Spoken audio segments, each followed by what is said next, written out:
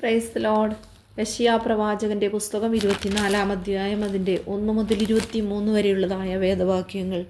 യഹോവ ഭൂമിയെ നിർജ്ജനവും ശൂന്യവുമാക്കി കീഴ്മേൽ മറിക്കുകയും അതിലെ നിവാസികളെ ചിതറിക്കുകയും ചെയ്യും. ജനത്തിനും പുരോഹിതനും ദാസനും യജമാനനും ദാസിക്കും യജമാനത്തിക്കും, കൊള്ളുന്നവനും വിൽക്കുന്നവനും കടം കൊടുക്കുന്നവനും കടം വാങ്ങുന്നവനും പലിശ വാങ്ങുന്നവനും പലിശ കൊടുക്കുന്നവനും ഒരുപോലെ ഭവിക്കും.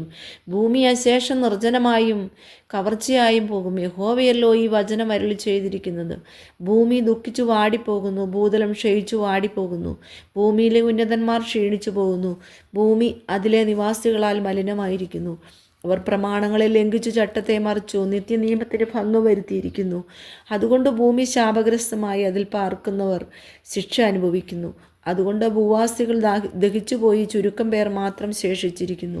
പുതുവീഞ്ഞ് ദുഃഖിക്കുന്നു, മുന്തിരിവള്ളി വാടുന്നു, മാനസരൊക്കെയും നെടുവീർപ്പിടുന്നു. തപ്പുകളുടെ ആനന്ദം നിന്നു പോകുന്നു, ഉല്ലസിക്കുന്നവരുടെ ഘോഷം തീർന്നു പോകുന്നു. കിന്നരത്തിൻ്റെ ആനന്ദമില്ലാതെയാകുന്നു. അവർ പാട്ടുപാടിക്കൊണ്ട് വീഞ്ഞു കുടിക്കുകയില്ല. മദ്യം കുടിക്കുന്നവർക്ക് അത് കയ്പായിരിക്കും. ശൂന്യപട്ടണം ഇടിഞ്ഞു കിടക്കുന്നു, ആർക്കും കടന്നുകൂടാതെ വണ്ണം എല്ലാ വീടും അടഞ്ഞു പോയിരിക്കുന്നു. വീഞ്ഞില്ലായകിയാൽ വീഥികളിൽ നിലവിളി കേൾക്കുന്നു. സന്തോഷമൊക്കെ ഇരുണ്ടിരിക്കുന്നു, ദേശത്തിലെ ആനന്ദം പോയിരിക്കുന്നു. പട്ടണത്തിലെ ശൂന്യത മാത്രം ശേഷിച്ചിരിക്കുന്നു. വാതിൽ തകർന്ന് നാശമായി കിടക്കുന്നു. ഒലിവ് തല്ലും പോലെയും മുന്തിരിപ്പഴം പറിച്ച് തീർന്നിട്ട് കാലാ പെറുക്കും പോലെയും ഭൂമിയുടെ മധ്യേ ജാതികളുടെ ഇടയിൽ സംഭവിക്കുന്നു. അവർ ഉച്ചത്തിൽ ആർക്കും, യഹോവയുടെ മഹിമ നിമിത്തം അവർ സമുദ്രത്തിൽ നിന്ന് ഉറക്കെ ആർക്കും. അതുകൊണ്ട് നിങ്ങൾ കിഴക്ക് യഹോവയെയും സമുദ്ര തീരങ്ങളിൽ ഇസ്രായേലിന്റെ ദൈവമായ യഹോവയുടെ നാമത്തെയും മഹത്വപ്പെടുത്തുവീൻ. നീതിമാനും മഹത്വം എന്നിങ്ങനെ ഭൂമിയുടെ അറ്റത്ത് നിന്ന് കീർത്തനം പാടുന്നത് ഞങ്ങൾ കേട്ടു. ഞാനോ എനിക്ക് ക്ഷയം, എനിക്ക് ക്ഷയം, എനിക്ക് അയ്യോ കഷ്ടമെന്ന് പറഞ്ഞു. ദ്രോഹികൾ ദ്രോഹം ചെയ്തിരിക്കുന്നു, ദ്രോഹികൾ മഹാദ്രോഹം ചെയ്തിരിക്കുന്നു. ഭൂവാസിയെ, പേടിയും കുഴിയും കെണിയും നിനക്ക് നേരിട്ടിരിക്കുന്നു. പേടി കേട്ട് ഓടിപ്പോകുന്നവൻ കുഴിയിൽ വീഴും, കുഴിയിൽ നിന്ന് കയറുന്നവൻ കെണിയിൽ അകപ്പെടും. ഉയരത്തിലെ കിളിവാതിലുകൾ തുറന്നിരിക്കുന്നു, ഭൂമിയുടെ അടിസ്ഥാനങ്ങൾ കുലുങ്ങുന്നു. ഭൂമി പൊടുപൊടെ പൊട്ടുന്നു, ഭൂമി കിറുകിറെ കീറുന്നു.